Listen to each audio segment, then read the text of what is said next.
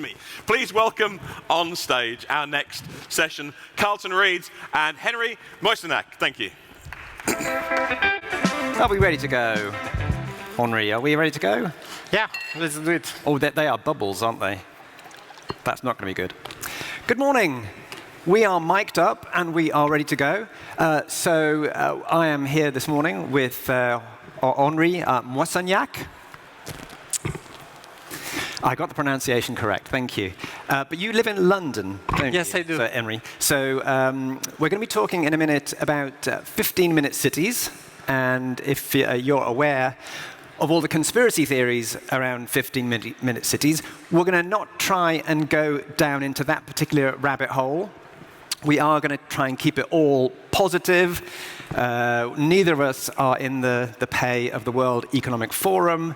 Let's just put that out there at the moment. But first of all, before we get into the absolute gubbins of what we're going to be doing here this morning, Henri, let's find a little bit about you. Because you're with Dott. We'll get into the biography of Dott in a moment, but let's get the biography of you. So tell us about your background, because you started in e-commerce and even in social networking, both of these things before they became big. So give us your biography, and then we'll get into Dott. Yeah, it's a great question. So yeah, actually I started in e-commerce, and it makes me think about mobile, because when I started in e-commerce, it was like 3-4 years before it started becoming popular. And I remember vividly people were telling me it's just never going to work. You know, people are never going to put their credit card on the internet. And some of the things we did and some of the companies I worked for became massive, massive successes. You know, hundreds and hundreds of millions of users.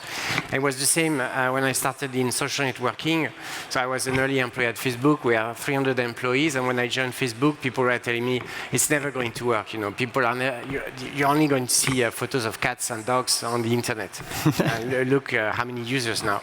And to me, mobility was a bit the same. When I started getting interested in shared mobility, and people were telling me it's never going to work. You know, and I think what we see here with the move, you know, if you look how much progress from the first one in 2019 to today, look how vibrant this industry is becoming. So I think it's going to be the same. Like e-commerce, like social networking, some of the other things you've seen massive changes. I think shared mobility or micromobility, this type of things that you see behind, is going to become very popular. And the one who's going to disappear is the personal car within cities. Yes.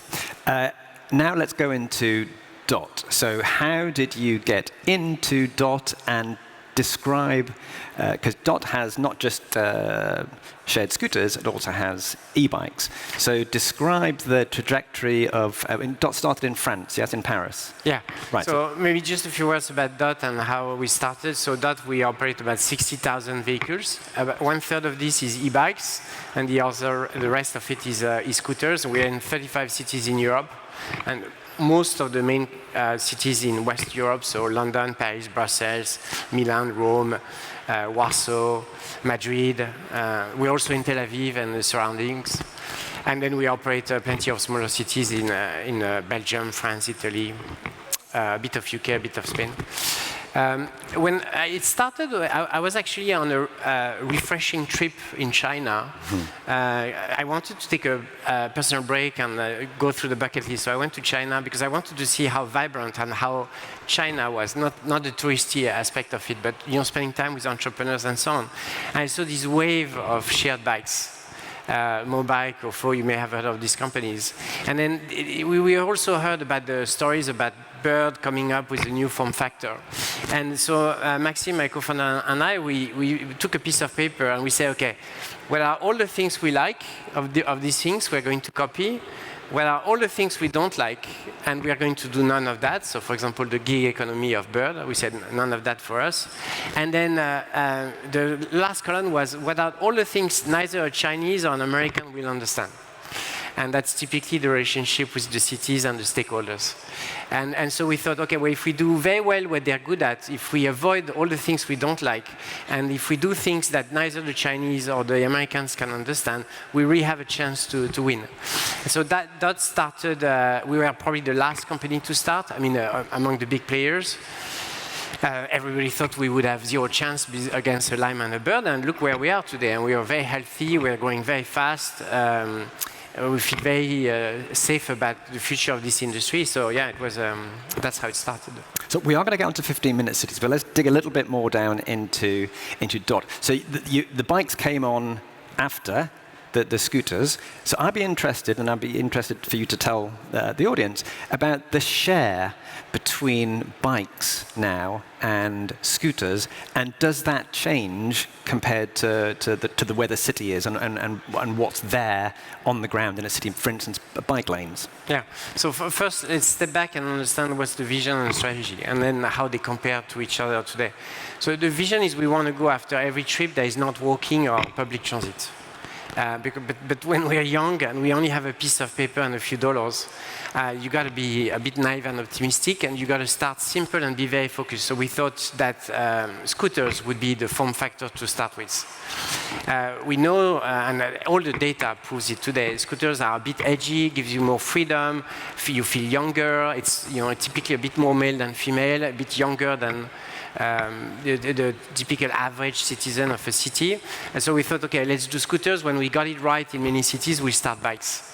And also we wanted to wait a bit to see what type of shared bikes we could come up with, because we thought the early pieces of hardware weren't going to be sustainable enough. So now in most capital cities, London, we operate in London, for example, we have both in Paris, Brussels, and so on. The bikes, they are typically older and more female. They go a bit faster, so typically commuters, they tend to like it a bit more. When it's cold, people prefer to do bikes, but when it rains, people prefer to do scooters. And typically we have three types of users. We have people who are heavily on scooters and they love it, and it's just a lifestyle for them, and they don't want to touch a bike. We have people who are more pragmatic, like me. They will switch depending on availability, the weather, where they're going, if they know traffic or not. And then we have people that just don't want to touch a scooter, and they will never get on one, and they're only comfortable on bikes. So that's why you need to cater to both. And the bikes, they're e-bikes, so they're limited in their speed, but on downhill sections, for instance, you're not limited. You can go as fast as you like on a bike. But the scooter, of course, is limited. So why do cities, why does the industry, the sector, limit one mode, doesn't limit the other mode, because of course motorists are not limited. Yeah, so for maybe I'll share the facts first and then answer your question. So typically in cities, the bikes have, so all our bikes are capped in speed, same for scooters. And in some cities, most cities, the bikes have a slightly higher speed capped again than the scooters. But there are sometimes bigger differences. So for example, in London, with a bike on Dott, you can go through a park, but you can't do it on a scooter. The parking rules also can change. So take for example in Paris, where the gap is the most important, there's like 10,000 parking spots for bikes and only 2,500 parking spots for scooters. So it doesn't really give exactly the same experience. I think the reason for that is because scooters is new and bikes is not. A lot of stakeholders have decided to limit the speed. I think actually the speed of a scooter is quite good. I mean, it really goes well. It's not too fast. It's not too slow. London is the only city where it's slightly lower than the other cities. And then the bikes, they can go faster, but they don't go at the speed of a personal bike. Most of the personal bikes, shared bikes, the speed of our bikes is designed so that if you ride in a bike lane with center the bikes, for example, you're going to be in the flow. You're not really, you can pass, but you're not going to disrupt everybody. So not too slow and not too fast. 15-minute cities, which is the conspiratorial thing of the moment. But it's a very, very nice concept, you would think, to live close to education, to shops, to nice restaurants. Why on earth would that be subject to a conspiracy theory? It's quite strange. However, Carlos Moreno, who was the guy who came up with the concept in Paris, COP Paris, he describes it as something the proximity to all of these amenities is mainly by foot. So a bicycle, a share bike, standard bicycle, or a scooter actually extends that to not being a 15-minute city, because you can get quite a long way on a scooter or on a bike compared to the walking 15-minute city. So do we still talk about a 15-minute city when we've got a bicycle or a scooter involved? So the concept of 15-minute cities is it's really a vision I follow and I believe a lot when this type of messages came from not just Paris. Actually, a lot of cities are thinking like this. London is the perfect example of these vibrant neighborhoods here and there. But yeah, you're right. Your job, your university, maybe your next job interview, or your friends, they're not going to be 15 minutes walking away. What would be great is they could be 15 minutes with public transit or your personal bike or a shared bike. And you can do quite a lot of distance on 15 minutes on the Dott, whether it's a scooter or a bike. So it just widens the possible network.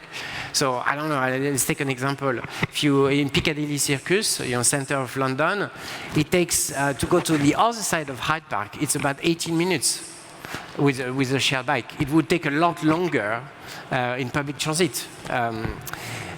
Yeah, so, and if you have your personal bike, if it hasn't been stolen, yeah, you can go even faster. So I do believe that micromobility, shared scooters, shared bikes, private bikes, they help you live within 15 minutes, but it just increases dramatically the reach, the distance you can get there.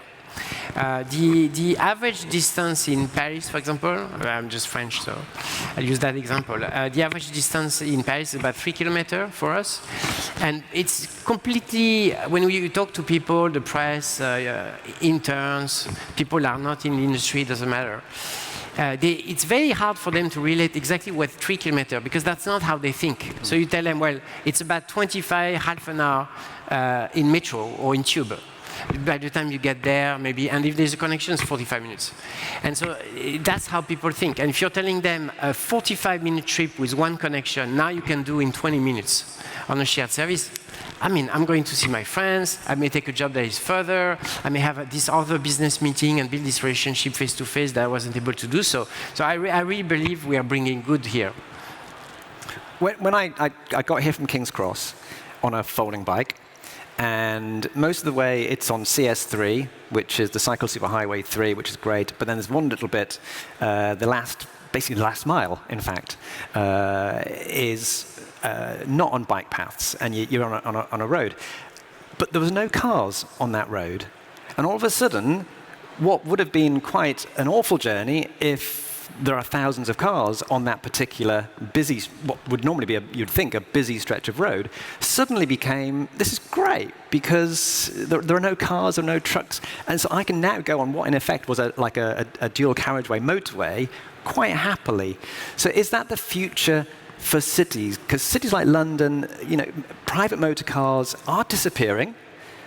Paris, Anne Hidalgo, with all of her concepts, are also trying to get rid of parking spaces, trying to get rid of cars. So is the future for cities going to be, it's not going to be bike lanes, it's going to be there are no cars around, and it'll be the scooters, the bikes, the private scooters, that's going to take over, and you're not going to have to build bike paths. You've got the existing infrastructure, all these beautiful roads.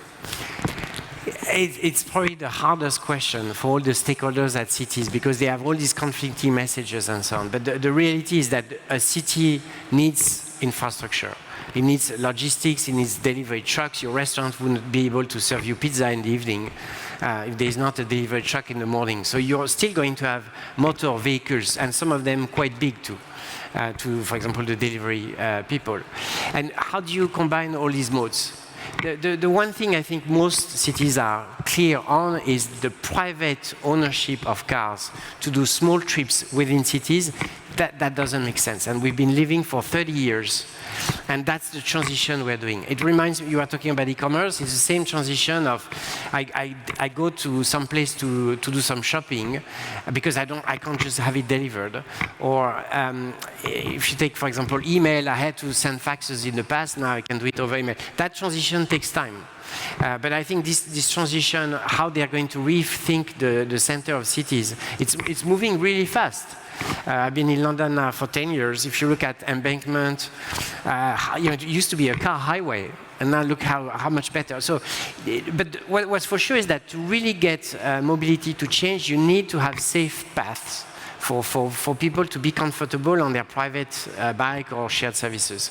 That's really important. And so that's why most of the time the primary battle is to get safe space, especially at the intersections, for pedestrians and for shared services. I agree with the safe space, but kind of circling back on that question, just if you get rid of the cars, you have got that safe space. So that's an easy win for a legislator. Get rid of the cars. Why can't cities just get rid of the cars?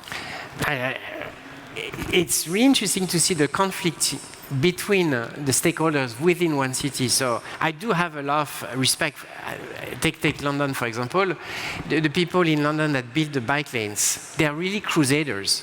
They are really trying good for the city. But every time there's a project for a bike lane, there's plenty of oppositions. It takes forever to convince the local residents that removing parking spots, because if you remove a parking lane, there's like 50 cars that are sitting there forever, moving maybe once a day at best.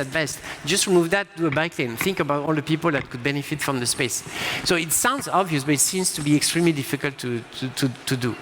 And I think it's really important to have city stakeholders that are thinking about the long term and not the short term. And the long term is having a personal car parked in the street, not moving, when you can remove that and do a bike lane or a delivery spot, a parking spot for deliveries. It's so obvious. Let's just do it. Henri, you talked before about shopping. With a scooter or with a bike, you can't carry a sofa. You can't carry lots of heavy shopping. For instance, if you do a weekly shop. So the private car still has that perfection. You can carry lots of stuff. So how do you argue that we should get rid of cars, because cars are actually quite useful, maybe only sometimes, but they're still useful. So can you argue?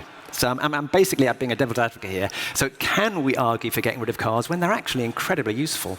So people will adapt their usages. There will always be a need for cars, for example, if you have kids or if you have luggage, if you're going very far away. I'm not saying the opposite. But I'm thinking a lot of the things can be adapted. And the average consumer does change their habits. You were talking about shopping on a bike and a scooter. It works very well. And I mean, the best training course is EasyJet. Think of all the people that used to have luggage, big luggage and so on, and now they just have a backpack. Thank you, EasyJet, for training us to have a smaller backpack, because you don't want to pay for luggage. It's the same. I spend a lot of time in the streets with users and so on. A lot of them start to carry their backpack. A lot of them, you go to Gare du Nord or Saint Pancras, you'll see them. They come out of the train and hop. They go off on a shared service, but they don't carry a trolley anymore. They have a backpack. So yes, life is full of possibilities, and people want to enjoy it as much as possible. You give them mobility, they'll do more things. And yes, if they need to carry a slightly bigger backpack because they want to do shopping, they'll adapt. I'm not worried. We are about creating opportunities for people. And finally, and you have got 1 minute 38 seconds to give me the answer here. We've got to have your pledge, and I know you've got a personal pledge, which you can mention, but you've got to somehow get that eco pledge into a mobility frame as well. Do you do both, or can it be rolled into one? So my personal pledge is that when we started Dott, I think we are the only operator that said we are going to try to use the hardware as long as possible. When people were bringing fancy, new, shiny hardware with the latest gimmicks and so on, we are telling cities we will be different. We will try to make it as long as possible. And where did we start is Lyon. In Lyon, our scooters have been around since 2019. Most of them have done more than 10,000 kilometers. We refurbish them at the rate of 200 a week. So, and we hope to do the entire fleet over several quarters, not just in Lyon, but everywhere. I think, there's always been this noise about the scooters, they have a short lifetime and so on. We're going to prove to the world, and I have data for that now after 4 years, that they can do more than 20,000 kilometers. And we take them down, we change every little piece, we fix everything, even down to the bearings, and we put them back on the street. So yes, this industry can live on very long lifetime vehicles. And that's what we're fighting for. And then one final word in the last 10 seconds, and you have a P word that you'd like to... Plastic? Oh, yeah. Well, my personal fight is outside mobility is plastic. I'm very obsessed with the level of plastic in the world. I understand it's not an easy problem. So any entrepreneur who's looking at things around plastic, please do reach out. Maybe I'll support your business. Feel free to reach out. Henri, thank you very much. If we could give Henri Moissinac a round of applause. Thank you.